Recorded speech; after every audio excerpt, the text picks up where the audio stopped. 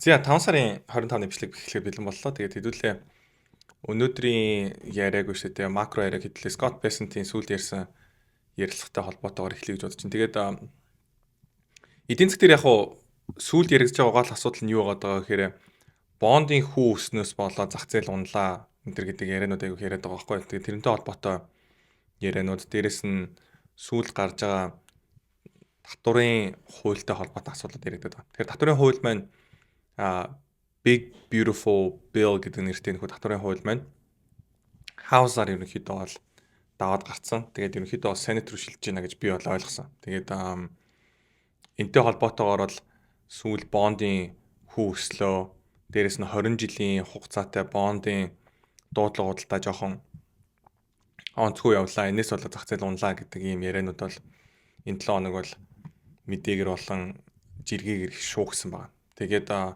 сүүлийн дугаарыг үзсэн хүмүүс байгаа бол санаж байгаа. Миний хувьд бол зах зээл 1-2% correction буюу унахад бол айгүй бэлэн болчлоо. Тэгээд зах зээл дээр бол шалтгаан хэрэгтэй байгаа болохоос биш яг энэс болж унлаа гэдэг асуудал байхгүй. Тэгэхээр нэгсэндээ сүүлд бол Moody-гийн Америкийн зээлч зэрэглийг бууруулсан асуудлыг бол энэ бол сүртэй биш. Одоо fundamental суурь талаасаа бол сүртэй мэдээ биш. Гэхдээ зах зээлд шаардлагатай байгаа шалтгаан бас болж магадгүй маа гэдээ ярьж ирсэн. Тэгээд зах зээл бол бондын хүүг өсөлтөөс болоод зах зээл унлаа гэж бодож байгаа. Би бол тэгж бодохгүй байгаа. Тэгээд дуудлага худалдаа бол надад муугар нөлөөсөн гэж би бодохгүй байна. Дээрэс нь татварын хуультай холбоотой асуудал маань зах зээл дээр урт хугацаанд бол сайн мэдээ болохоос биш муу мэдээ гэж би бол одоохондоо бодохгүй байгаа. Гэхдээ зах зээл дээр энийг бол муу мэдээ юм байна. Энэс бол зах зээл унах юм байна гэдэг ийм дүнэлтүүдийг шинжээчнэр бол айгүйх бөөндөө бол олнороо бол гаргаж байгаа. Тэгээд энэ талаараас хэдүүлээ ярилцсан. Тэгээд Scott Bessent-ийн хувьд бол ярьсан юм маань юу вэ гэхээр мэдээж төсвийн алдагдлыг бууруулах дээр анх бол анхаарч Doge маань ажиллаж исэн. Тэгээд Doge-ийн хувьд бол энэ жил бол ойролцоогоор 150 тэрбум долларын төсвийн алдагдлыг бууруулах төлөвтэй байгаа. Гэхдээ тэрнээс илүү их бол урт хугацаанд бол их хэмжээний мөнгийг бол хэмнэх улс төрийн ерөнхийдөө бол энэ үргүү зардлыг бол үгүй болох юм ажлууд бол хийгднэ. Гэхдээ энээсээ илүү анхаарч байгаа зүйл маань юу вэ гэхээр эдийн засгийн өсөлтийг өрийн өсөлтөөс өндөр байлгах дээр илүү анхаарч байгаа. Нэгсэндээ өөр их байна гэхээр л шууд өргүү болчих хэрэгтэй. Өөрөө дараа дуусах чинь гэдэгтэй бол гол нь биш байхгүй. Ягаад тэгэхээр одоо том корпорац байлаа, улс орон байлаа гэж бодох юм бол хамгийн чухал асуудал нь юу гэдэг вэ гэхээр өрийг дахиж санхүүжүүлэх асуудал нь хамгийн чухал байдаг. Нэгсэндээ 1 тэрбум долларын өртөө байлаа гэдэг юм бол яг одоо 1 тэрбум доллар дансанд байгаагүй юу гэдэг асуудлаас илүүтэйгээр 1 тэрбум долларын зээлийн хүүгийн зардлыг нэгт төлөх чадамжтай юм уу? Дээрэс нь үндсэн төлбөрийн маань одоо жишээ нь юу гэдэг юм? Бонд маань яадаг вэ гэхээр купон гэж юм өгдөг. Одоо жишээ нь 6 сар болгон купон төлдөг бонд авах юм бол 10 жилийн хугацаатай бонд маань яах вэ гэхээр 20 удаа купон төлчөөд тэгээд зээлийнхэн төгсгөл дээрээ бүгсэн дээрээ буюу principal буюу үндсэн төлбөрөө төлдөг байхгүй. Тэгэхээр тэр үндсэн төлбөрийг төлөхөөс өмнө дахиад 10 жилийн хугацаатай бонд гаргаад тэгээд үндсэн төлбөр төлчих юм бол тэрийг бид нар англи хэл дээр санхүү дээр юу гэж ярьдаг вэ гэхээр өөрөө нэг дараагийн өөр ерөнхийдөө бол хугацаагаа сунгаж байгаа буюу одоо roll over хийж байгаа гэсэн үг байхгүй. Тэгэхээр Монгол руу орчуулах юм бол одоо нэг талаасаа бол өвхрүүлээд явчихж байгаа байхгүй. 10 жилээс өмнө сунгаад 20 жил болгоо явчихж байгаа. Тэгээ мэдээж мэрэгжлийн Монгол дээр бол хиллэг байгаа. Тэрийг мэдэхгүй байна. Тэгэхээр одоогийн байдлаар бол Америк мэдээж өртөө байгааг ойлгож байгаа. Гэхдээ Америк ганцаарх их өртөө орн биш. Тэгээд Японч байсан, Италич байсан тий. Германч байсан ингээд орнууд маань бүгдээр ер нь бол ингээд мэдээж өртөө байдаг. Хятадын хувьд бол маш их хэмжээний өртөө гэж яригддаг. Европын албанаас бол Италиг хайгуу өртөө гэдэг. Япон бол түүхэнд байгаагүй их хэмжээний өртөө орон гэж бол одоо жишээ нь яригддаг байгаа. Тэгэхээр өртөө байгаадаа асуудал нь биш. Өөрөө дахиж санхүүжүүлэх чадамжтай юм уугүй гэдэг нь гол асуудал. Тэгэхээр урт хугацаанд бол Америк орныг цаашдаа өөрөө санхүүжүүлэх, ерөнхийдөө бол энэ өрийг бол одоо доктортой хэмжээнд авчрахын тулд юу гэж үзэж байгаа гэхээр эдийн засгийн өсөлтийг 3%-аас өндөр болгох, төсвийн алдагдлыг 3%-аас доош бууруулах нь хамгийн чухал юм а гэдэг энэ асуудлыг ярилцаад байна. Тэгээд Трампын эдийн засгийн бодлогыг бол 3 хөлтэй сандалтай зөвлөж болно. Тэгээд энэхүү 3 хөл маань юу вэ гэхээр худалдаа татвар, тэгээд зохицуултыг бууруулах буюу deregulation гэдэг асуудлууд байгаамаа. Тэгээд мэдээж бид нар худалдаатай холбоотой ажлуудыг бол харсан. Мэдээж маркет 4 сард бол нэлээд уналттай байсан. Тэр маань юу болсон бэ гэхээр хятад дээр болон бусад орнууд дээр маш их хэмжээний өндөр татвар тавихын зарлууд гаргасан. Тэгээд дараад маркет мэдээж өссөн 90 хоногийн пост тавьсан. энтгэхтэй, англитай гэдэг орнуудтай айл хэдийн худалдааны хилцээрүүд бол хийгээд явж байгаа. Хятадтай бас худалдааны хилцээр айл хэдийн хийгээд эхэлсэн. Хоёр дахь одоо худалдааны хилцээрээ үргэлжлүүлэх дараагийнхаа уулзалтыг хийгээд бэлэн боллоо гэдэг иймэрдүү ярианууд бол явсан байгаа. Татвартай холбоотойгоор ямар бодлого явж байгаа гэхээр Трампын өмнө 2020 онд ерөнхийлөгч байхдаа гаргаж ирсэн татварын хөнгөлтийн хуулийг үргэлжлүүлэх буюу 2026 онд хугацаанд дуусах байсан бол тэрийг хугацаанд дуусахгүй цаашдаа ч гэсэн үргэлжлэх татварын хөнгөлөлт болгох. Тэгээд гарын мөнгөн дээр хөгжүүлийн авдаг тэтгэврийн орлого дээр татвар авахгүй байх гэдэг гих мэтлэн иймэрдүү бодлогуудыг жишээ нь оруулж ирж байгаа байхгүй. Тэгээд дээрэс нь өөрөөс зах зээл дээр сүүл анхаарал татсан мэдээлэл нь юу байсан бэ гэхээр Харвардыг жишээ нь татвар төлдөг болгоё гэсэн ярианууд л ярьсан. Тэгээд энэ хүү яриан дээр бас юу гэж ярьж байгаа гэхээр Америкийн том их сургуулиуд маань Харвардчгийн том хувийн их сургуулиуд маань юу гэдэг вэ гэхээр endowment fund гэдэг юмтай байдаг. Тэгээд энэ хүү endowment fund маань яг үнэндээ бол юу вэ гэхээр хэмжээний мөнгө эргэлдүүлдэг одоо хөрөнгө оруулалтын сан баггүй. Гэхдээ боловсролын байгууллага гэдэг утгаараа татвар төлдгөө тийм хөнгөлөлттэй статустай байдаг юм байна л да. Миний ойлгож байгаагаар бол тэгээд тэрэн дээр бас өөрчлөлт хийх бодлого антер гэдэг иймэрдүү яриануудыг бас ярьж байна. Тэгээд Харвард дээр улсаас өгж байгаа сургуулиудад улсаас мөнгө өгдөг юм байна л да. Тэр Харвард өгөх мөнгийг болиулсан гэдэг мэдээлэл гарч байгаа шиг байсан. Би буруу санааг бол манайхан бас мэдж байгаа. Тэгээд гадаадын оюутнуудыг бас Харвардад сурах боломжгүй болгож байгаа гэдэг мэдээлэл бас гарч ирсэн. Тэгэхээр Харвардтай бол нэлээд тийм тэмцэл өрнүүлж байгаа иймэрдүү бас мэдээлүүд явсан. За үрийг бууруулах энэ төр гэдэг иймэрдүү яриануудыг бол түрүүн ярилцсан. Тэгээд татвартай холбоотой асуудал маань мэдээж зах зээл дээр тогтвортой бие байдлыг бий болгоснороо бондын зах зээл дээр болон хувьцааны зах зээл дээр энэ маань болохоор сайн мэдээ болох болов гэсэн ийм яриг ярьсан. Тэгээд татвартай холбоотойгоор бас Бесентээс юу гэж асуусан бэ гэхээр окей.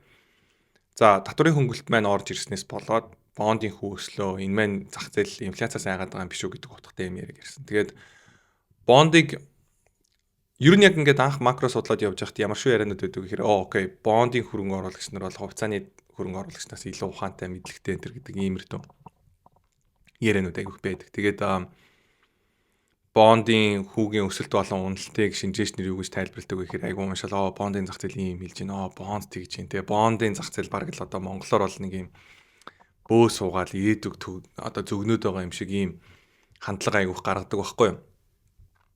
Тэгээд миний яг хөө ингээд зах зээлийг дагаж явах, бондын зах зээлийг дагаж явах ухаарсан юм байна юу гэхээр окей, бондын хүү өсөж болно, унж болно мэдээж ойлгомжтой.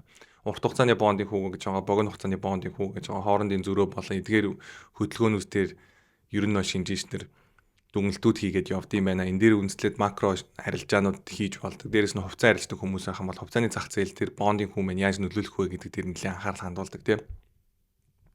За тэгэнгүүт урт хугацааны бондын хүүг одоо өсөж байгааг шинжээчнэр ихэвчлэн юу гэж тайлбарлаад байгаа гэхээр окей, инфляцийн хүлээлт өсчлөө. Инфляцтай болох нь ерөнхийдөө бол inflationary regime буюу одоо инфляцтай тийм зах зээл рүү бид нэр орж ийна гэдэг ийм яриад байгаа байхгүй. Тэгэнгүүт нөгөө талдаа инфляц өснө гэдэг хүлээлтээс ондоогоор эдийн засгийн өсөлт маань өөрөө хүчтэй байх юм байна гэдэг хүлээлт орж ирснээс болоод бондын хүү өсөж магадгүй байхгүй. Тэгэхээр миний хувьд бол одоогийн байдлаар бол би Америкийн эдийн засгийн өсөлт цаашдаа айгүй хурдтай байх юм байна гэдэг хүлээлт бондын зах зээл дээр орж ирж байгаа учраас бондын хүү өсөөд бондын ханш унж ийн үгүй юу гэдэг ийм таамаг бол миний хувьд бол байгаа. Тэгээд цаг хугацаа мэдээж харуулна. Тэгээд одоогийн байдлаар бол би яг шинжээчнэрийн яг шууд ингэж инфляцтай холбож уншаад байгаа тэрхүү уншилтыг бол би бол худлаа юм болоо гэж бодод байгаа. Тэгээд 18 гол худлааны түвштэй бид нэр хилцээ хийж гэн UK-тэй ойрын хугацаанд гэрээ байгуулна гэж бас ярьсан байна. Тэгээд өөрч юу гэж ярьсан байна. EU-тэй холбоотой буюу Европын холбоотой худалдааны дайныг ерөнхийдөө ширүүдүүлэх буюу энэ дээр нэлээд хүчтэй арга хэмжээ авах иймэрдүү сүрдүүлгүүд явсан. Энэ дээр юу явсан бэ гэхээр Европын холбоон дээр 50% галийн татвар ногдуулна гэдэг ийм мэдээллийг Трамп хийсэн байна. Тэгээд Truth Social дээр бичсэн байсан баг. Тэгээд Европын холбоо ер нь бол 27 гишүүн оронтой байдаг юм байна. Тэгээд 27 гишүүн орон чинь өөрөө бүгд ашиг сонирхол нь ондоо учраас бүгдээрээ хамтдаа яг ингээд бүгдээрийн энэ одоо айгуу тийм happy байлгсан бүгдээрэнд нь сэтгэлд нь нийцсэн тийм худалдааны хилцээрийг Америкт хийхэд төвхтэй байдаг юм байна л да. Тэгвэл 27 өөр орон 27 өөр ашиг сонирхол байгаа учраас Бесентийн хувьд бол юу гэж ярьж байгаа гэхээр Германы канцлертай Merz гэдэг хүнтэй бол бид нэр ярилцсан. Тэгээд нэлээд ахиц гарах бодолтой байгаа. Тэгээд Герман бол мэдээж Европын холбооны хамгийн хүчирхэг, хамгийн нөлөөтэй, хамгийн баян орн учраас Германад дамжуулаад ерөнхийдөө хилцээрүүд мань нэлээд амжилттай явах төлөвтэй байна гэдэг иймэрхүү яриануудыг өгсөн. Тэгэхээр энэ яриа бол зах зээл дээр бол булш бас мэдээлэл байх болов уу гэж бол миний хувьдаас бодож байна. Тэгээд өөр чухал ярианууд нь юу байлаа? Европын ерөнхийдөө евро өссөн нэг асуудлыг болохоор доллар суларсан болохоор евро өсөж байгаа гэхээсээ илүүтэйгээр зүгээр Европт Герман жишээ нь өрийн таазаа байхгүй болгоод хэмжээний ерөнхийдөө санхүүжилтүүд бий болохтой холбоотойгоор Европын зах зээлийг цаашдаа өсөлттэй байх юм байна гэдэг хүлээлт шинжээчнэрийн дунд хөрөнгө оруулагчдын дунд орж ирээд энтэй холбоотойгоор Европ хувьцаанууд болон евро валют маань өөрөө өссөн болов гэдэг ийм таамгийг бас Бисентус ярьсан байгаа даа. За дээрэс нь банкны зохицуулалттай холбоотой асуудлыг ер нь бол их ярилцаад байгаа. Тэгээ supplemental leverage ratio гэдэг зүйл дээр өөрчлөлт оруулснараа цаашдаа бондын хүүг бас бууруулах юм нөлөө байж магадгүй гэж ярилцаад байгаа. Тэгээд бас шинжээчнэр бас юу гэж үзээд байгаа гэхээр энэ банктай холбоотой зохицуултыг илүү ээлтэй болгосноор жижиг банкнуудын хувьцаа нэлээд өсөлттэй байх магадaltaй гэж бас үзээд байгаа. Тэгээд энэ дээр бас нэг тийм арилжааны бас ID санаа бас байж магадгүй. Тэгээд Трампын засгийн газрын хувьд бол digital asset буюу блокчейнтэй холбоотой хөгжлийг бид нэлээд дэмжиж байгаа. Энэ дээр бол одоо нэлээд тэргүүлэх юм сонирхолтой байгаа. Тэр тусмаа stable coin-ыг бол дэмжих юм бодолтой байгаа буюу тэгээ мөнгө угаалттай холбоотой хууль дүрмүүдийг бүгдээр ингэ энэ дээр бас сахин мөрдүүлнэ гэдэг мэдээллийг хийсэн. Тэгээ дээрэс нь 2 тэрлион долларын Америкийн засгийн газрын бондын эрэлт stable coin-ы зах зээлээс бий болох магадaltaй гэж бол ийм тооцооллууд явж гинэ гэж бас ярилцсан байна. Тэгэхээр ер нь бол цаашдаа бол stable coin-тэй холбоотой яриануд бол их болох юм байна. Америкийн засгийн газраас бол энийг бол үргэлжлүүлэн айгүй сайн дэмжих юм байна гэж ойлгож болно. Дээрээс нь том банкнууд байгууллагууд бүгдээ stable coin руу орох юм сонирхолтой болж байгааг сүүлийн үеийн мэдээлэлүүд айгүй харуулдаг байгаа. Тэгээд stable coin-тэй холбоотой энэхүү нааштай эерэг хуулийн орчин бий болж байгаагаас болоод ямар шүү төрлийн арилжаанууд хийж болох вэ гэдэг дээр бас нэлээд бодолцоод миний хувьд бол мүлжүүртэй буулангийн чатан дээр бас арилжааны санд бол оруулсан байгаа. Тэгээд криптотой холбоотой юм арилжаа бас байгаа. Тэгээд сонирхсуусууд байх юм бол мүлжүүртэй буулангийн чат руу ороод гишүүн болоод орж болно. Ороод харж болно. Тэгээд мэдээж өөртөө бас мэдээж судалж болно. Тэгээд шинээр бас миний хувьд бол уншиж байгаа судалж байгаа юмнууд бас байгаа. Тэгээд удахгүй бас энэ 7 хоногс бичиж оруулах байхаа. Fannie Mae, Freddie Mac гэдэг Америкт энэ ипотекийн зээл гаргадаг байгууллага байдаг. Тэгээд энэ хүү байгууллагыг хувьчлана гэдэг мэдээлэлүүд гарсан. Зах зээл дээр болохоор энийг хувьчлснаас болоод ипотекийн зээлийн хүү өсөх юм биш үү гэдэг иймэрдүү бас яриануд гарсан. Тэгээд миний хувьд бол одоохондоо бол энэ дээр бол сүртэй бодол болон мэдлэг бол дөөлмөг байгаа учраас би бол хүчтэй бодлого байгаа. Тэгээд ямар ч байсан ажиглах зүйлүүд энийг юм болов гэж бодож байгаа. Тэгээд IRS дээр буюу Америкийн татврын байгууллага дээр шинжилт хийнэ. Тэгээд IRS-ийн хийж байгаа гүйлгээ маань Америкийн нэг жижиг банкны нэнтэй тэнцвүүц гүйлгээг 10 дахин хүнээр 10 дахин өндөр зардалтай хийдэг учраас энэ дээр бол яг үнэндээ бол хүний нөөцийг бууруулад тэгсэн хэрнээ зарлалын давхар бууруулад яг адилхан үйл ажиллагааг явуулах боломжтой. Тэгээд софтверийн хувьд шинжилгүүд хийх боломжтой гэдэг ийм яриануудыг бас ярьсан. Тэгээд Cobalt гэдэг энэ дээр үеийн програмыг хийлээдэг. Тэгээд одоо бол Cobalt дээр бичсэн програмууд одоо жишээ нь системүүд бол ашиглагддаг гэж л ярилцсан байна. Тэгээд энэ Cobalt дээр одоо л системүүд байдаг нь бол үнэн. Одоо чинь интернетээр ороод ажлын байрууд харах юм бол Cobalt мэддэг хүмүүс хайж байгаа юм ажлын байрууд жишээ нь байдаг байхгүй. Тэгэхээр одоо ч гэсэн Cobalt хэрэглэгддэг нь бол яхаар үнэн байгаа тань. Тэгээд татврын байгууллага дээр нь бол хэрэглэгддэг гэж байна. За David Wu гэдэг нэг айгуу мундаг улс төр геополитик судлаач хүн байдаг. Тэгээд ямар сүүл видео хийсэн бэ гэхээр бондын хүүгийн өсөлттэй байхад S&P 500 буюу stock market өсөлттэй байгаа нь бол нэг л биш байна. Тэгээд манай хүн бол юу гэж дүгнэлт хийгээд байгаа гэхээр аль нэг нь бол бууж өгөх ёстой. Нэг бол бондын хүү буурах ёстой, нэг бол S&P 500 буюу market унах ёстой гэж яриад байна. Тэгээд Дэвид Ву ямар дүгнэлт хийгээд байгаа гэхээр худалдааны дайнтай холбоотойгоор бараа таварын үн өснөө. Тэгээд энэ маань юу гэсэн үг гэхээр инфляц нэмэгдэнэ. Бондын хүү цаашдаа өснө. Тийм учраас зах зээл унах ёстой гэдэг дүгнэлт гаргаад байна. Хэдэн сарын дараа үнэн байж болох юм. Одоо чинь юу гэдэг 9 сараас ч юм уу эсвэл 7 сараас энэ төр үнэн байж болох юм. Тэгээд миний хувьд бол дараагийн option expiration буюу 6 сарын 20 хүртэл миний бодлоор зах зээл бол ямар ч өсөн цаашлаад бол би 9 сар хүртэл ер нь бол зах зээл өсөлттэй байх юм биш үү гэдэг ийм одоохонд бол бодолтой байгаа. Дээрээс нь би юун дээр бас санд нэгдэхгүй байгаа гэхээр stock market-ийг яг overvalued болцсон. Одоо хэтэрхий өссөн. Одоо заавал одоо унана те 50%-аас 80% унана гэж яриад байгаа усуудын ярианд бол би бол үнэмшихгүй байгаад байгаа. Тэгээд энэ тохиолдол дээр бол Дэвид Вудтэй бол би мэдээж айгүй хүндэлдэг айгүй мундаг шинжиж энэ тохиолдол дээр бол манай хүн алдж байгаа юм болов уу гэж би бол бодож байгаа. Гэхдээ миний бас мэдээж буруу байж болно та бүхэн байна. Тэгээд ямар ч гэсэн цаг хугацаа харуулах бах. Тэгээд дараагийн репортуудаар ямар байсан бэ гэдгийг бол харах бах.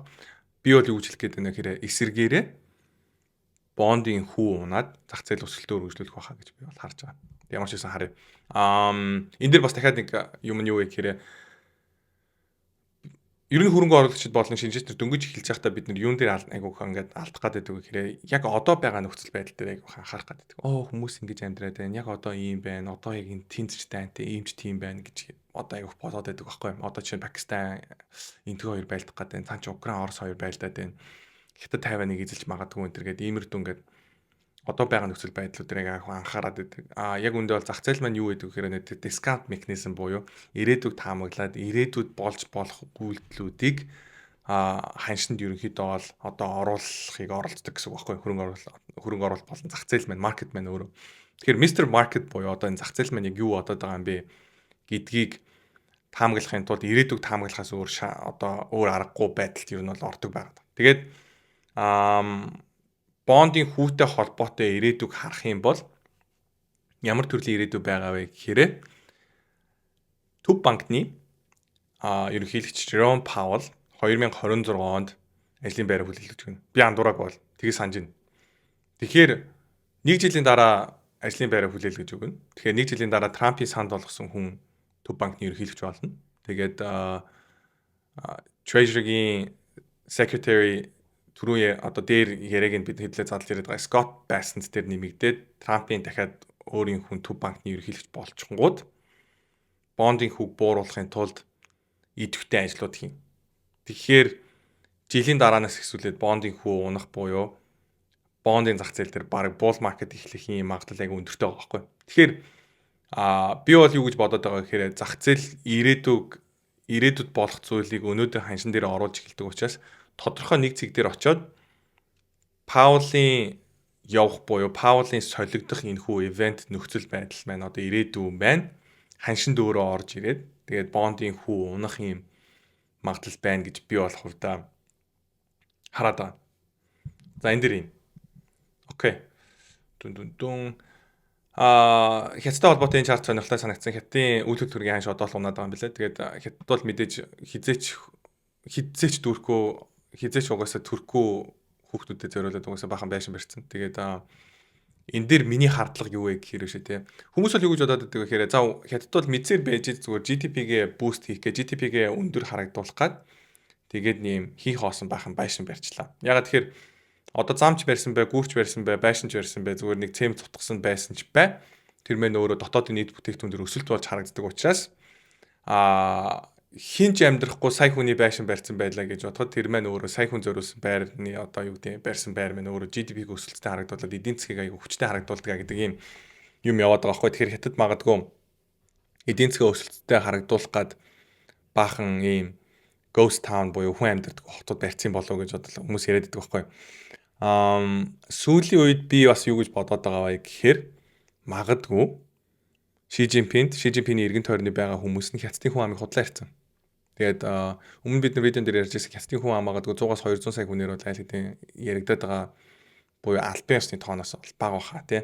Зарим хүмүүсд баг 500-600 сая хүнч дутуу байж магадгүй энэ гэж яриад байгаа байхгүй. Тэгээ мэдээж айгүй экстрим сонсогдож байгаа. Ямар ч гэсэн 100-аас 200 сая бол угаасаа дутуу юм байна гэдэг дээр бол нэлийн одоо сүүлийн үед шинжээчнэр бол нэлийн санал нэгтэй байгаад. Тэгэхээр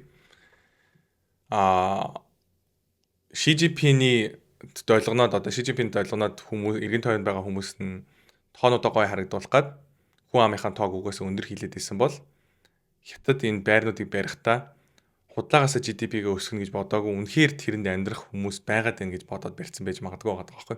Тэг яг зүгээр нэг тийм бодол. Миний зүгч худлаач нэг тийм чухал асуудал биш. За, Michael Berg-ийн сүүлд гаргасан 13F гэдэг файлингаас 3 сарын 31-ний байдлаар портфолио буюу багц нь ямар байсан бэ гэдэг мэдээлэл гаргасан. Тэгээд гоо сайхны нэг компани хувьцаа баахныг худалдаад авцсан. Тэгээд бусад хятадтай холбоотой хувьцаанууд бүх юмнуудаа зараад Nvidia, тэгээд Baba, JD гихчлэн бас энэ компаниуд дээр шортууд орцсон. Тэгэхээр хагас дамжуулагчтай холбоотой компаниуд дээрээс нь хятадтай холбоотой компаниуд дээр шорт орцсон, хэмжээний шортууд орцсон ийм мэдээлэлд бол гарсан. Тэгээд манай хүн бол мэдээж 4 сард бол тодорхой хэмжээнд ашиг аваад заримаас нь бүгдийн зараагүй махад зарим нь бол мэдээж зарсан баг. Тэгээд 2008 оноос ч илүү том эдийн засгийн хямрал болох гээд байгаа учраас ингэсэн гэж бол ярьсан байгаа байхгүй. Тэгээд миний бодлоор би бас итгэхгүй байгаа. Тэгээд надад яг 2008 оноос илүү хямрал болох яг шалтгаан ч гэх юм уу иймэр дүмнүүд бол мэдээж харагдахгүй байгаа. Тэгээд би мэдээж бүх мэдээллийг хардаг мэддэг учраас биш учраас миний мэдэхгүй Майкл Бергийн олж хараад байгаа зүйлүүд байхыг бол үгүйсэхгүй. Тэгээд одоогийн байдлаар бол үгүй. Би бол тэрэнд бол итгэхгүй байна. За хятадыг солиорж байна.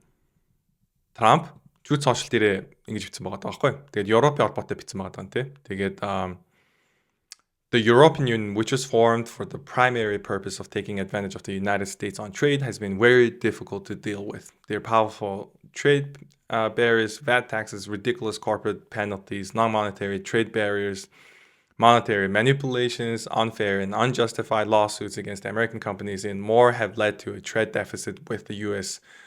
of more than $250 million a year. A number which is totally unacceptable гинэ. Энэ одоо 250 сая гэхээр нэг сүртэй биш юм шүү. Энэ эсвэл 250 I don't know. Тэгээд our discussions with them are going nowhere.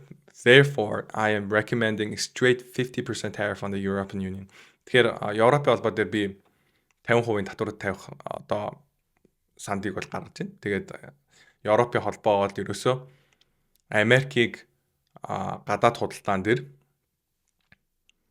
ашиглах гэж одоо бүгсдэх гэж бий болсон ийм одоо нэгдэл юм аа. Тэгээд худалдааны байраар янз бүрийн юмнууд дээрээс нь Америк компаниудыг шудраг бусаар шүүхтэх гэх мэтлэн иймэрдүү үйл ажиллагаануудыг бол байнгын явуулдаг учраас дээрээс нь харилцагын илүү төвөгтэй байсан учраас дийл хийхэд одоо хэцүү буюу харилцаа төвөгтэй учраа болоход хэцүү учраас хэцүү байсан учраас 50% галент дотор ногдуулахыг бол санд болгож байна гэдэг ийм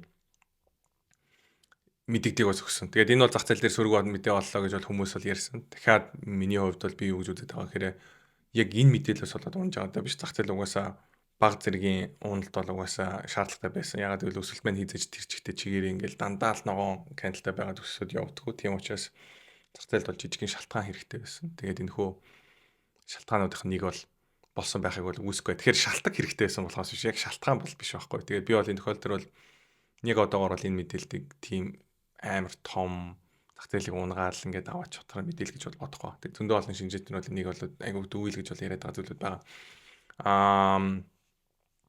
Би Европт их нэртэйгээ нэг 2 лөө 3 жилийн өмнө нэг очиж исэн. Тэгээд бид хоёр нэг Францаар ороод Шведийн тэр л орж исэн болохоос би яг Европыг бол сайн мэдэхгүй. Тэгээд Европт амьдардаг монгол хүмүүсээс л юу гэж боддгийг бүүмэд яг интернетээр харж байгаа мэдээлэлээр бол одоо Европт бол айгу тийм хутганы гэмт хэрэг айгу хэдэг гинэ. Хүн хутгалах, хүн аалах тэгэл энэ миний ойлгож байгаагаар бол энэ исламын шашинтай улсууд бол айгу тийм гэмт хэрэгүүд бол хийдэг юм байна гэж бол би бол ойлгодог. Тэгээд тэгсэн чинь заяа. Германд дэштэй хутганаас яаж хамгаалах ингээд ийм сургалт авах. Und ich schlage zum Kopf. Ингээ хараа. Den Kopf und die Augen. Хүн ингээ хутгатай дайрахаар нүүр гарын альчуур шиг ингээд альчуур өрчөөд ингээд нүүрл нь алгадах ингээд. Үний хэлгийн нэрээ. Яаж хүмүүс ингэ солиорох юм гэдэг.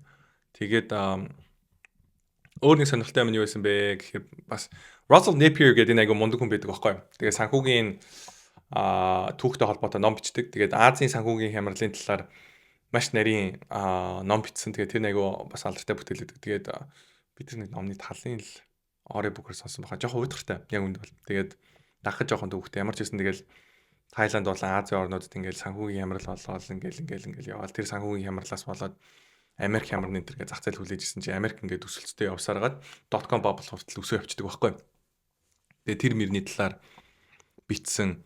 Тэгээ өөрөө тэр үед Хонконгд амьдарч ирсэн баха. Тэгээд тэр яг нөгөө өдрөөр тэрийг амьдраад ингээд тэмдэглэл хийгээд явдаг байсан сэтгүүлч байсан билүү дээ. Тийм болохоор ингээд айгу тийм тэр үеийнхаа өөрөө ингээд нөгөө яг туулаад явж исэн учраас ингээд тэрэн дээр үндэслээд ном бичсэн тийм хүн баггүй. Тэгээд яг энэ санхүүгтэй холбоотой түүх, энэтлийн ер нь мэдлэг айгүй өндөр. Тэгээд одоо л юу гэж яриад байгаа гэхээр зах зээл тал дээр бол одоо нэг тийм regime change буюу яг тийм бүтцийн өөрчлөлт одоо ороод ирсэн. Тэгээд энэхүү бүтцийн өөрчлөлтөөс болоод бол энэ зах зээл бол одоо таамаглаад маш төвөгтэй болсон. Тэгээд энэ Америк хятад хоёрын худалдааны дан бол тэр тусмаа хятадд бол хөрөнгө оруулалт бол огт хийх ёсгүй юм уу руу шилжсэн энэ гэж бол яриад байгаа байхгүй. Тэгээд Америк орны одоо American exceptionalism буюу Америк дэлхийд тэргүүлдэг Америк хамгийн давуу орн байдаг 90 үед дуусж байгаа. Тэгээд өөр орн руу энэ шилжнэ. Тэгээд өөрөө болохоор UK-ийг болохоор би бол одоо UK руу буцаж шилжнэ гэж бодож байна гэж яриад. Надад бол тэр яриа нь бол үнэн утгагүй санагдсан. Гэтэ яг мэдээж энэ бол айгүй мундаг хүн.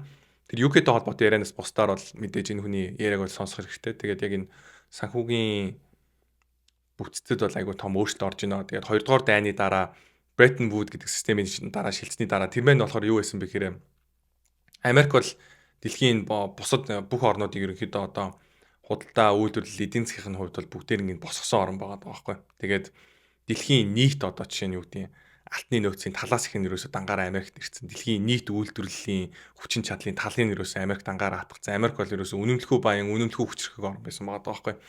Тэгээд Японыг, Солонгосыг энэ төргээд бүх энэ орнуудыг ерөнхийдөө босгон байгуулсан орн бол Америк яхахгүй байсан. Дээрс нь дэлхийд инх тайвныг авчирсан, далайн тээврийг хамгаалдаг ийм орн байгаа байхгүй. Тэгээд манайхан санах юм бол торгоны замыг Монгол орн хамгаалаад торгоны замаар дамжуулаад худалдаа хөгжөөд улс орнууд баяжж ийсэн гэж ярьдаг бол далайн тээврийг хамгаалж дэлхийн одоо энэ глобалчлалт гэдэг зүйлийг ерөөсөө бий болгосон орн байна. Өөрөө Америк юм байна гэж бол төгсд бол үздэг. Тэгээд энэхүү 90 үе маань дуусч байна, өөрчлөгдөж байна гэдэг иймэрдүү ярианууд л айгүйх гардаг. Тэгээд энэтэй холбоотой бас энэ Russell Napier бас айгуугаа ярилцлага хийсэн байсан. Тэгээд би яг бүх detail-ийг бас санахгүй байна. Тэгээд хажуугаар нас өөр юм уншаад явж байсан болохоор ямар ч байсан гол санаа gist нь бол ер нь бол энэ заяа. Тэгээд таад манай өөрсдөө сонирхож сонсох юм бол айгүй гоё сонирхолтой подкаст болсон. За Fannie Mae, Freddie Mac-тай холбоотой юмыг бол ярьсан. Роботтой холбоотой бид нэр арилжаануудыг бол хийж байгаа, саналуудыг бол хэлтгэлтийн оруулж байгаа. Би роботтой холбоотой newsletter оруулж бичсэн байсан. Тэр Citrin-ийг гаргасан 83 хуудас роботтой холбоотой арилжааны thesis-ийг би уншаад тэгээ тэрэн дээр үнслээд бас роботтой холбоотой багцсан дээрээ бид нараас өөрчлөлтүүд оруулсан. Өөр компаниудыг бас ажиглаж байгаа. Тэгээ худалдааны арилжаанууд бол айл хэдийн хийгээд худалдаа авалтууд бол хийгээд бас мүлжүүртэй болон бас явж байгаа. Тэгээд энэ Chick-fil-A-гийн хоол хүрэх робот гэдэг. Тэгээд нэг хөрхөн баг жижигхэн багч ингээ хоол хүргэж гинэ. Тэгээд айл хэдийн ер нь бол ингээд ийм жижигхэн хоол хүргэхээс ихсүүлээд аяр тавг угаах, хувц эндүүд хин тэгээд ингээд баг багаар ерөөхдөө амьдралд бол роботууд байна айл хэдийн нэвтрээд эхэлжлээ гэдэг бол энэ бол ойлгох хэрэгтэй болчиход байна. Өөр нэг сонирхолтой юм нь юу байсан бэ гэхээр цагаан ордонд South Africa-ийн ерөнхийлөгч ирсэн. Тэгээ South Africa-т юу болоод байгаа гэхээр цагаан арьстай тариачин хүмүүсийг алаад байгаа юм. Тэгээд энэхүү аллага маань яг үүндээ бол энэ жил бид нэр ингэж олж мэдээд байгаа болохоос биш олон жил үргэлжилсэн. Энтэй холбоотой бүр ингээд баталгаа, баримтууд дээр үндэслсэн, ном, бичиг баримтын докюментаринууд угаасаа маш олноор байдаг юм байна. Тэгээд манай хүн бол хурж ирээд мэдэн бодлоо. Тийм болоогүй юу гэж тань тэр ухааны юм яриадсэн. Тэгээд шууд Трамп бол бичлэг үзүүлээд таг болгочихжээ. Тэгээд жоохон драма дуртай усуд байх юм бол энэ бол бас нэлээд сонирхолтой болсон. Тэгээд Харвардыг гадаад оюутнууд авах боломжгүй болгосон гэж түрүү ярьж байсан яриа маань энд мэдээлэл жишээ нь явж байна. Тэгээд Трамп бас нэг чухал юм юу хийсэн бэхээр 3 төрлийн зарлигтай гар үсэг зурсан. Тэгээд энэ маань ямар ажлыг бий болгож байгаа вэ гэхээр Америкт nuclear power-ыг дэмжих буюу цөмийн цахилгаан станцыг одоо ер нь бол барихад илүү хялбар болгох, төрийн хүн суртлыг бууруулах, энийг дэмжих, төрөөс одоо дэмжих юм бодлого ерөнхийдөө явуулахаа бол зарласан. Тэгээд Америкт бол нэг цөмийн цахилгаан станцыг барихад бол дунджаар бол 10-аас 15 жил болдог бол энэхүү ажлыг Трамп маань бүр 4 жил хүртэл бууруулнаа гэдэг юм бол яриа хийсэн байна. Тэгээд хамгийн хурцтай барьж исэн тохиолдол маань 2010 онд Хятадд барьсан цөмийн цахилгаан станц гэсэн юм байна. Тэрийг хэдэн жил барьсан бэхээр 5.5 жил барьсан байдаг юм байна. Энэ бас сонирхолтой мэдээлэл болсон. 2020 оны сонгуулиар mail-in ballot буюу хүмүүс биеэр очиж сонгуул өгөхгүйгээр зүгээр шуудангаар ингээд нөгөө сонгуулаа явуулсан. Тэгээд тэрхүү дээр судалгаан дээр үндэслээд Трамп бол 2020 онд бол ер нь бараг баталгаатай угаасаа ялцсан байсан юм байна гэдэг юм дүгнэлтэнд бол хүрсэн байгаа. Тэгээд энийг бол бүр 2020 оны сонгуулиарч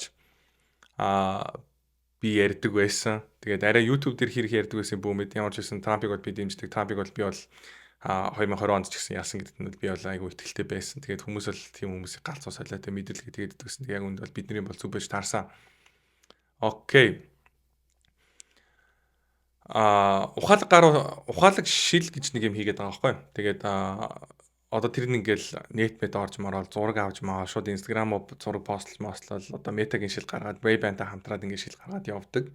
Тэгээд Apple-ийн хувьд бас энэ шил рүү орноо. Тэгээд 2026 оны төгсгөл гэхэд бол эхний байдлаар нөө шилнүүд эхний prototype ерөнхийдөө бол гарна гэж ахшгүй. Prototype энэ жил гаргаад тэгээд хамгийн эхний байдлаар бол 2026 оны төгсгөлөөр бол ер нь бол одоо санд болгох зах зээл дээр бол гаргахны мэдээлэл бол гаргаж байгаа юм байна. Тэгээд Google бас энэ шилний зах зээл рүү орж ирсэн. Тэгээд Warby Parker гэдэг шилний компаниудыг тэрнтэй бас хамтарч бас шил хийхээр болсон юм байна. Тэгээд 70 хэдэн сая долларын санхүүжилт хийгээд тэгээд болцолтойгоор 70 хэдэн сая долларын бас хувьцаанд нас хөрөнгө оруулалт хийх иймэрдүү хилцээрүүд хийсэн байна гэдэг бас мэдээлэлд гарсан. Тэгээд тэрнтэй холбоотой Warby Parker-ийн хувьцаас мүлжүүртэй болон дээр бид нэр санд болгосон. Тэгээд бас худалдаа авалт хийсэн байгаа. Окей. JP Morgan, Bank of America, Wells Fargo, Citigroup, тэгээд other major US banks explore creating a joint crypto stablecoin буюу дундын stablecoin гаргахыг бол судалж байгаа гэдэг юм мэдээлэл бас гарсан байна. Тэгээд stablecoin-ны бэлдээ холбоотойгоор шүү дээ. Банкнуудаас ямар лобби явсан бэ гэхээр өгөөж төлдөггүй одоо өгөөж өгдөг stablecoin байлгахыг хориглоё гэдэг ийм санал гаргасан. Тэр нь яаж байгаа вэ гэхээр stablecoin худалдаж stablecoin гаргаад тэгээд тэр орж ирсэн мөнгөөрөө цааталт нь яадаг вэ гэхээр тэнцвэх хэмжээний засгийн газрын бонд худалдаад авч байгаа байхгүй. Засгийн газрын бонд маань өөрөө мэдээж нөгөө купон гэж ярьсан өгөөж өгдөг. Тэрхүү өгөөж байгаа цаашлаад stablecoin худалдаж авсан wallet-анда хадгалж байгаа хүндээ өгөхгүй болгонгууд нөгөө нэг USDC гаргасан Circle, Tether гаргасан Bitfinex-ийн багч анх ерөөхдөө Tether гаргаж ирсэн. Гэхдээ Tether-ийн цаатлын компани баг Tether гэдэг нэртэй хаа тий. Tether маань айгүй олон тэрбум долларын ашиг хийгээд байгаа маань энэтэй холбоотой байхгүй. Ягаад гэхээр нөгөө coin хэрглэж байгаа хүмүүс маань мөнгө авахгүй цааталтаа нөгөө coin гаргасан компани тэр мөнгийг хадгалаад байгаа. Тэгээд яг иймэрдүү байдлаар нь хадгалъя гэдэг санал гаргаад. Ягаад гэхээр эднэрт бол тэгвэл илүү ашигтай байх гэдэг байгаа байхгүй. Тэгээд иймэрдүү бас лоббинууд яваад байгаа юм байна. Тэгээд энэ хүү лобби маань хэр амжилттай байгаад ямар шүү болох юм гэдэг дээр би сүүлийн мэдээлэл сонсох юм бол бас энэ дээр бас хүрэх бах. Ямар ч байсан одоогийн байдлаар бол миний сонссон зүйл бол тэр байна. Сүүлд гарсан 23-нд гарсан мэдээлэл маань юу гэсэн бэ гэхээр custom duty буюу Америкийн галийн орлого түүхэнд хамгийн өндөр хэмжээ буюу 22.3 тэрбум доллар дээр хүрсэн гинэ. Тэгэхээр нэгсэндээ галийн татвартай холбоотой бодлого маань ямар ч байсан амжилттайгаар хэмжээний мөнгө бол оруулж ирж байгаа юм байна. За Samsung-ийн бүтээгдэхүүнүүд дээр 25% татвар тавина гэдэг ийм мэдээлэл бас гаргасан. Тэгэхээр Трампын энэхүү мэдээлэл маань юу болж ийнэ гэхээр 4 сард бол окей, за энэ оронд хэдэн хувийн татвар тавина, энэ дээр хэдэн хувийн татвар тавина, иймэрдүү бүтээгдэхүүнээс дээр бөөн дээр нь иймэрдүү татвар тавина гэж хэлсэн бол одоо энэ тохиолдолд дээр тодорхой банк солиорж байна. Тодорхой компаниудыг буюу тодорхой бүтээгдэхүүнүүдийг ерөнхийдөө онилж эхэлж байгааг бол харж байна. Тэгэхээр одоо энэ галийн татвартай холбоотой, худалдааны хантай холбоотой бодлого маань одоо илүү нарийсаад яг ямар бүтээгдэхүүн дээр ямар шууд татвар тавих уу гэдэг рүү шилжиж байгаа юм шиг байна. Тэгээд би нэг жоох усууд.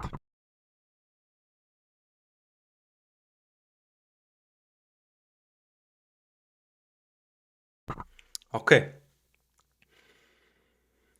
За энэ бол мэдчихсэн EU-тэй холбоотой асуудлыг мэдж байгаа. Энэ нөгөө South Africa-ийн ерөнхийлөгч Тавар шиг бол мэдж байгаа. Cost index-тэй холбоотой. Энэ дэр болохоор би нэг судалгаа уншсан байхгүй. Тэгээд энэ судалгаа маань юу гэхээр за үйлдвэрлэл ингээд явууллаа гэж бодъё. Тэнгүүд үйлдвэрлэл явуулангууд мэдээ зардал гэж байгаа. Зардлыг болохоор одоо primary буюу үндсэн зардал, тэгээ secondary буюу одоо хоёр дахь зардал гэж хуваагаад үндсэн зардалт болохоор юу орох вэ гэхээр одоо нэг үйл хөдлөхөөр худалдаж авахд хэд болох юм. Тэгэл анх нэг үйлдвэрийг барихад хэдэн долларын зардал гарах юм гэдэг зардал. Secondary зардал гэдэг нь болохоор цалин, тогны төлбөр зардал гэдэг юм уу тийм. Лицензийн зардал гэдэг юм уу иймэрдүү зардлуудыг яриад нэг гэсэн. Тэгээ яг үнэхээр үйлдвэрлэл одоо явуулахад бол хамгийн чухал зардал маань явж уулна secondary зардал юм байна л да. Ягаад гэвэл энэ маань өөрөө нөгөө урсгал зардал буюу одоо тогтмол бас зардал мөн л юм да тийм. Үйл ажиллагааны зардал гэд монголоор хэлжүүлэл ойлгомжтой юм. Сар болгон тодорхой байдлаар гардаг зардал гэсэн үг байхгүй. Тэгээ primary зардал маань нэг удаа дөш гэж гаргаад дахиж ерөнхийдөө бол гаргах шаардлагагүй зардал гэдэг. Secondary зардал маань болохоор ойрхон ерөнхийдөө бол ингээд сар болгон ингээд тогтмол ингэж гардаг энэ зардлыг хэлээд нэг гэсэн үг. Энэхүү зардлын индексээр бол Америк бол айгүй сайн доо орд юм байна. Бага зардалтай буюу айгүй сайн доо. Нэгсэндээ Америкт бол одоо хүмүүсийн ярьж байгаагаар бол Америкт үйлдвэрлэл явуулах бол одоо бүтэхгүй энэ төр гэж яриад байдаг бол яг үүндээ ингээд судалгаан дээр хараад явах юм бол Америкт бол үйлдвэрлэл хийхэд бол маш таатай ор юм байна л да. Тэгээд Америкээс яагаад одоо жишээ нь Солонгост, Хятадч гэдэг юм уу энэ өөр орнуудад ингээд үйлдвэрлэл явуулаад байна гэсэн чинь хамгийн гол одоо энэ бусад орнуудыг Америкээс илүү давуу талтай болгоод байгаа зүйл нь болохоор хөдөлмөрийн зардал гэдэг юм байна л да. Америкт болохоор хүмүүст өгдөг цалин аягүй өндөр. Одоо Америкт бол үйлдвэрт ажилладаг хүмүүс $100,000 цалин авдаг бол Европын орнд ажилладаг хүн бол $50,000 тэнцвэр цалин гот шиг авдаг юм байна л да. Тэгээ Хятад болон Азийн орнууд бол тэр тоом нь бүр буураад явчихдаг юм байна. Тэгээд Европ твд байдаг жишээ нь Америкээс бага одоо тогны зардалтай орнууд маань ямар орнууд байгаа гэхээр ерөөсөө дандаа Европын холбоонд байдгүй Норвеги энэ гихчлэн орнууд байгаад байгаа байхгүй. Тэгээд тэдгээр орнууд маань өөрсдөө байгалийн хийдэ нөө газрын төстэй холбоотой нөө ямар нэгэн байдлаар тэр байгалийн баялаг сайтай орнууд учраас тогныхын зардал нь бага болохоос биш. Америкийн тогны зардал бол одоо чинь Европоос бол хамаагүй бага байгаа байхгүй. Тэгээд энэ бол мэдээлэл бас аягүй сонир санагдсан. Тэгээд сонирхолтой санагдсан. Тэгээд сонин гэж сонин биш. Сонирхолтой санагдсан. Тэгээд энэ жижигхэн зураг болохоор юу вэ гэхээр нөгөө хамгийн хурдан баригдсан цөмийн цахилгаан станцыг би судалсан. Тэгээд 2015 онд эхлээд 21 онд үйл ажиллагаанд ашиглалтанд орсон энэ Хятадд байдаг цөмийн цахилгаан станцыг бол 5.5 жилийн дотор барьж исэн юм байна. Тэгээд одоо орчин үеийн технологи нарийн юмнуудыг ерөнхийдөө ашиглах юм бол энэс хурдлан гэх юм бол Трампын яриад байгаа 4 жилийн дотор барина гэдэг юм байна. Тийм ч бас бүтлгүй одоо боломжгүй зүйл бол биш байх гэдэг байгаа байхгүй.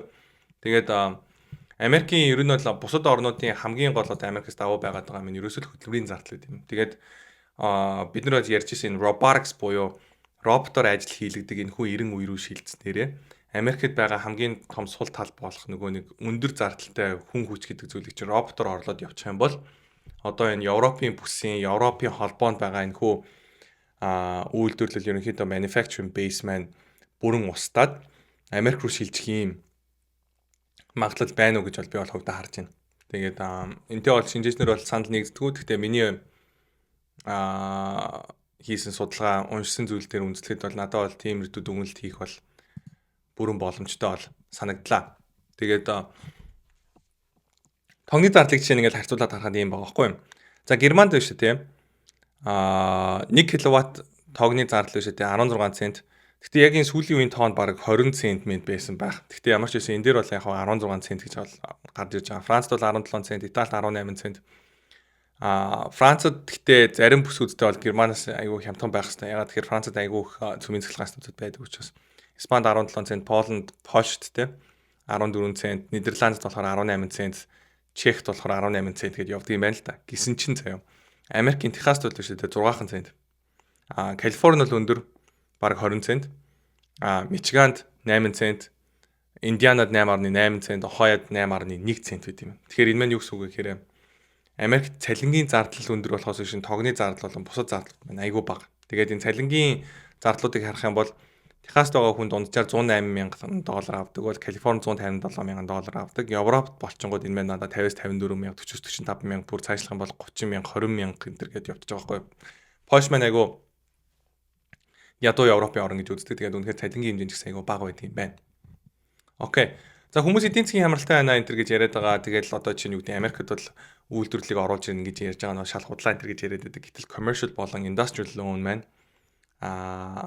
өсөд эхэлсэн юм. Тэгэхээр энэ маань юг харуулж байгаа гэхээр яг үнэндээ бол Америкийн үйлдвэрлэлтэй холбоотой, commercialтай холбоотой зах зээл маань өсөлттэй байгаа иймэрдүү зүр зургууд бол харагдаж байна уу гэж харагдаад байна. Дээрээс нь кредит spread гэж юм байдаг. Тэр маань юу гэсэн үг гэхээр засгийн газрын бондын хүү корпорацуудын зээл авах буюу корпорацийн бондын хүү хоёрын зээлийн зөрөө маань ерөнхийдөө бол айгаа бага байгаа байхгүй. Тэгээд тэр маань юу харуулж байгаа гэхээр эдийн засаг үргэлжлүүлэн хүчтэй байгааг харуулж байгаа. 30 жилийн бондын хүү энэ байгаа. 23 оны 10 сард хүрсэн дээд хэмжээнд хүрсэн хэмжээнд сүүлд хүрсэн дээд хэмжээ болохоор энэ байгаа даа. Тэгээд энэний дээр зах зээл гарчихгүй бол миний бодлоор бондын хүндээс бол яагаад шаардлага байхгүй. Хүмүүсийн яриад байгаа бондын хүүгээс болоод зах зээл унаа гэдэг яриад байгаа яриа үнэхээр миний хувьд үнэмшилтэй байх цэг нь юу вэ гэхээр 2023 оны 10 сард хүрсэн хэмжээнээсээ дээр гарах хэрэгтэй. Энэ бол 30 жилийн бонд их үү? 10 жилийнх нь энэ бол 10 жилийнх бол бүр нэлийн зайтай байгаа байхгүй. Тэгэхээр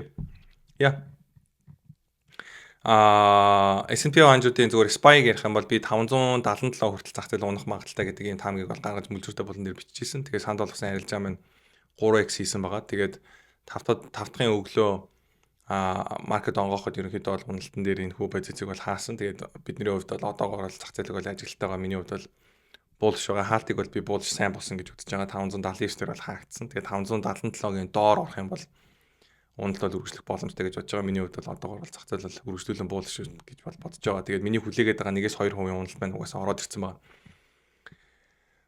За яаж байгаарай. Яриа маань нэлээд нуршаад байгаа учраас хэдүүлээ яарчлаа тий.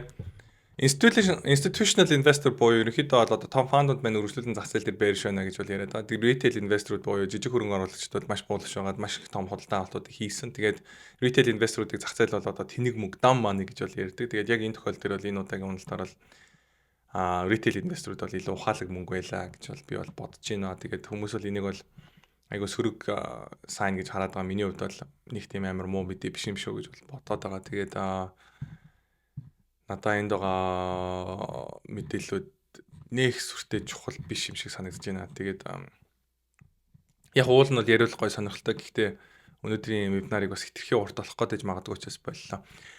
Navitas гэдэг компани Nvidia-тай хамтарсан мэдээлэл гараад market hacks-ны дараа 3x өссөн байна. Тэгээд after market sharing дээр бараг 2.7x өссөн. Тэгээд энэ хүү компани маань ямар юмн дээр Nvidia-тай хамтрах гэдэг вэ гэхээр develop next generation 800 voltage high voltage direct current power architecture гэдэг зүйл хийх гэдэг юм. Тэгээ яг одоогийн байгаа rack system гэдэг нь юу гэдэг байгаа гэхээр график картнуудыг бүгдийг нь багцлцсан одоо юм систем буюу юм нэг том шүүгээ шиг л байгаа даахгүй ерөөсөө. Тэр шүүгээ шиг юм дотор 72 шиг график карт хийж байгаа бүгдийг нь багцлаа. Тэгээ нэг график карт шиг ажиллана гэдэг. Тэгээд энэ хүү систем нь болохоор 54 вольт хэрэгэлдэг бол энэхүү вольт системийг 800 вольт болгож ерөнхийдөө сайжруулж байгаа. Тэгээд энэхүү дизайныг архитектур хийхээр энэ Navitas гэдэг компани сонгогдсон юм байна. Тэгээд энэтэй холбоотой бас мүжиртэй болон нэр уулаасаа бид нэр ярилцчихсэн. Тэгээд бас арилжааг бас бид нэр бас шатнаар санал болгосон байгаа даа. Тэгээд ямар ч байсан тэр арилжаа бас яаж явахыг бас харна. Google-ийн хувьд шинээр энэ видео хийдэг энэ хэмэл оюухан гаргасан. Тэгээд энэ гарах зөндөө олон жишээ видеонууд хэлээ. Энд дээр жишээ нь гарах юм бол энэ байк унаад байгаа юу байгаа заяа. Анааш.